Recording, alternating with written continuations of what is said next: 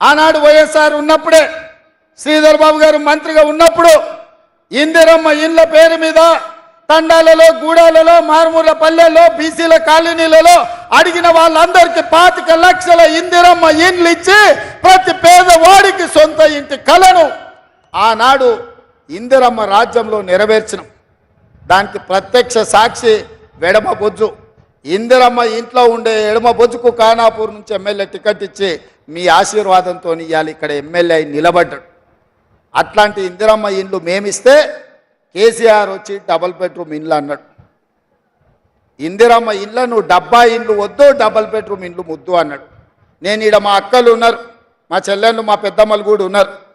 ఎవరికైనా మీకు double bedroom ఇండ్లు మీ గూడాలలో వచ్చినాయా? ఇక్కడున్న యువకులను అడుగుతున్న మీకు ఎవరికైనా డబుల్ బెడ్రూమ్ ఇండ్లు వచ్చినాయా?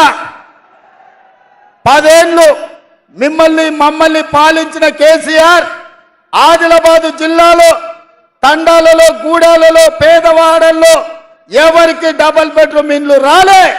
నువ్వు మాత్రం 10 ఎకరాలల్లా పెద్ద భవంతులు నిర్మించుకున్నావు, 1000 ఎకరాలల్లా ఫామ్ హౌజులు కట్టుకున్నావు.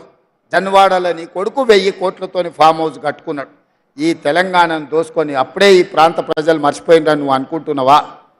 మరి కాంగ్రెస్ రాగానే పేదవాడి సొంత ఇంటి కళ నెరవేర్చడానికి 4.5 లక్షల ఇండ్లు 22,500 కోట్ల రూపాయలు కేటాయించి ప్రతి పేదవాడికి ఇందిరమ్మ ఇల్లు ఇవ్వడం ద్వారా 5 లక్షల రూపాయలు ఉచితంగా మీ ఇండ్లకు ఇవ్వాలని ఇవాళ మన ప్రభుత్వం నిర్ణయం తీసుకుంటే మీ సొంత ఇంటి కళ నెరవేరుతుందని చెప్పి కడుపులో విషం పెట్టుకొని ఢిల్లీలో ఉండే మోడీ, ఇక్కడ ఉండే కేసీఆర్ విషం కక్కుతుండ్రు. కాంగ్రెస్ను పడగొట్టండి, కాంగ్రెస్ను ఓడగొట్టండి అంటారు. కాంగ్రెస్ను పడగొట్టినా కాంగ్రెస్ను ఓడగొట్టినా అత్రం సుగుణ గెలవకపోయినా మీ ఇందిరమ్మ ఇల్లు 5 లక్షల రూపాయలు ఉచితంగా వచ్చే పథకం ఆగిపోతే నష్టం కేసీఆర్కు మోడీకు కాదు, నష్టం ఈ పేదలకు, ఇక్కడుండే ఆడబిడ్డలకు, ఇక్కడుండే మా సోదరులకు.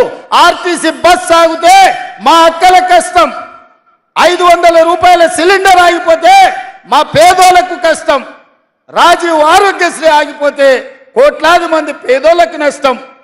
సొంత ఇంటిలో ఇంటి కరెంటు బిల్లు కట్టాల్సి వస్తే ఇంటికి 1000 రూపాయలు 2000 రూపాయలు ఇవాళ మీరు బిల్లు కట్టాల్సిన పరిస్థితి వస్తుంది.